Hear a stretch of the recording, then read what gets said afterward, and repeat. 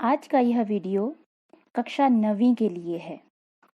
बच्चों, आज हम पढ़ेंगे आपकी पाठ्य पुस्तक क्षितिज से प्रथम पाठ दो बैलों की कथा।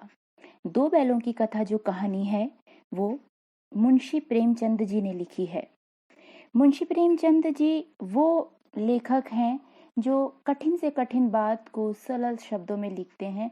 उनकी कहानियाँ, उपन्यास आदि बहुत रोचक होते हैं।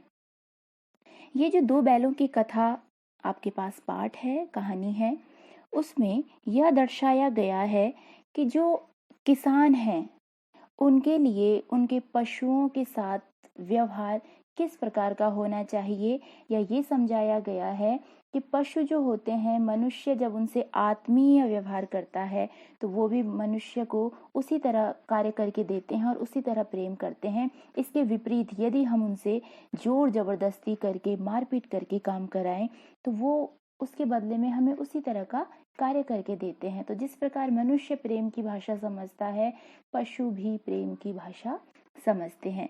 साथ ही इसमें ये बताया गया है कि जो स्वतंत्रता है वो आसानी से नहीं मिलती है। उस स्वतंत्रता के लिए हमें संघर्ष करना पड़ता है। और तीसरी बात इसमें ये समझाई गई है कि जो सच्चा मित्र होता है वो हमारे सुख दुख में सदैव साथ रहता है। कभी वो सुख में साथ ना भी दे पाए, लेकिन सच्चे मित्र की निशानी यही है कि वो दुख में हमारा साथ अवश्य निभाता है। बच्चे, आप सब इस पाठ को पढ़ लेंगे। यदि आपके पास पाठ्य पुस्तक है तो आप इस पाठ को पढ़ लेंगे। यदि आपके पास पाठ्य पुस्तक नहीं है तो यदि आपके पास नेट वगैरह चल रहा है, आप ऑनलाइन पढ़ सकते हैं, या फिर इसी जो मैं आपके लिए वीडियो ये बना रही हूँ, इस वीडियो में आप पॉज कर करके या स्क्रीनशॉट लेकर के एक बार इस पूरे पाठ को पढ़ लीजिएगा। पाठ लंबा है, मैं इसका सार समझा देती हूँ आपको फिलहाल, फिर हम आगे देखेंगे। चलिए, दो बैलों की जो कहानी है उसमें हीरा मोती नामक दो बैल हैं। दोनों बैल बड़े प्यार से रहते हैं। और किसके बैल हैं वे? झूरी नामक किसान के। झूरी नामक किसान के दो बैल हैं जिनका नाम है हीरा मोती। जो झूरी है वो उनको कभी मारता पीटता नहीं है, बड़े प्रेम से उनको रखता है, बड़े प्रेम से उनको खाना देता है। यही कारण है कि वे दोनों भी झूरी से अत्यंत प्रेम करते हैं और झूरी के कार्य को करने में कभी उनको हिचकिचाहट नहीं होती। कभी वे उस कार्य को करने से पीछे नहीं हटते, बल्कि वे अपनी सामर्थ्य से कई ज्यादा झूरी का कार्य करते हैं और झूरी से प्रेम करते हैं। एक बार क्या हुआ कि झूरी का जो साला था गया उसे उन दोनों बैलों को अपने घर ले जाना चाहता है। गया आया, उसने झूरी से कहा, झूरी की पत्नी ने कहा कि हाँ दे दो, बैल तो देने चाहिए, अभी हमारे घर में ज़रूरत है, मेरे मायके में ज़रूरत है, तो दे देने चाहिए। तो जो झूरी का साला है गया, वो दोनों बैलों को अपने घर ले गया। रास्ते में दोनों बैलों को लग रहा है कि जो ये आज हमारे मालिक ने हमको बेच दिया है, और उनको बहुत दुख भी हो रहा था कि जिस मालिक से हम इतना प्रेम करते हैं, मालिक हमसे प्रेम करता था, लेकिन आज उन्होंने हमें किसी के हाथों दे दिया।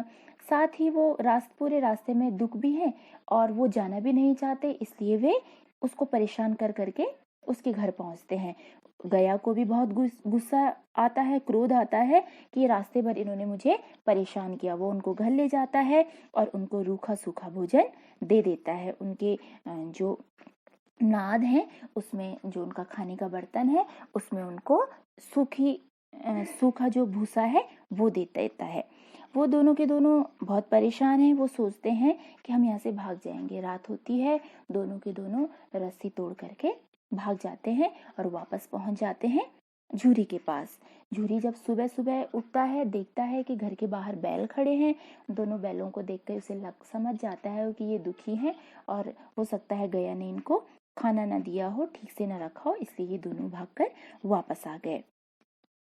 फिर जो झूरी की पत्नी है वो उनको देख के फिर से क्रोधित होती है, क्योंकि उसे लगता है कि ये काम नहीं करना चाहते, कामचोर हैं और मेरे मायके से भागकर आ गए हैं। अगले दिन फिर गया वापस आता है और दोनों बैलों को बैलगाड़ी में जोत करके अपने यहाँ ले जाता है। दोनों के दोनों फिर से परेशान हैं, लेकिन फिर भी वे चले जाते हैं। उसके बाद जब गया उनको अपने यहाँ ले गया तो वो उनको दिन भर काम कराता था, मारता पीटता था, और जब शाम को घर ले जाता था तो फिर से उन्हें सूखा भूसा दे देता था। इस कारण वे दोनों के दोनों बैल अत्यंत परेशान थे। उनको लगता था कि हमारा जीवन ये कैसा जीवन हो गया है, एक तो काम भी ज्यादा कराता है, मारता पीटता है, और ऊपर से खाने के लिए भी रात को सूखा भूसा दे देता है। लेकिन जो गया था उसके घर में एक छोटी लड़की थी जिसकी माँ नहीं थी, और वो उसके मन में उन बैलों के लिए आत्मीयता थी। उसे लगता था कि जिस प्रकार मेरी दयनीय दशा है, इन बैलों के साथ भी कुछ बुरा हो रहा है, और इसलिए वो चुपके से रात में उन दोनों को एक एक रोटी खिला देती थी, जिससे उनका पेट तो नहीं भरता लेकिन उन्हें अच्छा लगता था, उन्हें प्रेम अच्छा लगता था उस लड़की के हाथ से दिए हुई 2 रोटी में। उनको लगता था कि इस घर में भी कोई है जो हमसे प्रेम करता है। एक दिन उस लड़की ने रात को चुपके से उन दोनों बैलों की रस्सी खोल दी और वो दोनों के दोनों भाग गए। रास्ते में उनको एक सांड मिला। सांड से दोनों, वैसे तो सांड बैलों को मार देता है, लेकिन वो 2 थे और एकजुट थे, इस कारण उन्होंने सांड को भी मार भगाया। अचानक उन्होंने देखा कि आगे मटर का खेत है। वो दोनों थके हुए थे, भूख उन्हें लगी थी, वो मटर के खेत में घुस गए। जब उन्होंने खाया, कुछ ही देर में वहां खेत के रखवाले आ गए और उन दोनों जानवरों को पकड़ करके, उन दोनों हीरा मोती को पकड़ करके कांजी हौस ले गए। कांजी हौस एक ऐसी जगह जहाँ, जिसे मवेशी खाना भी कहते हैं, और जहाँ आवारा पशुओं को या नीलाम कर दिए जाने वाले पशुओं को बांधकर रखा जाता है।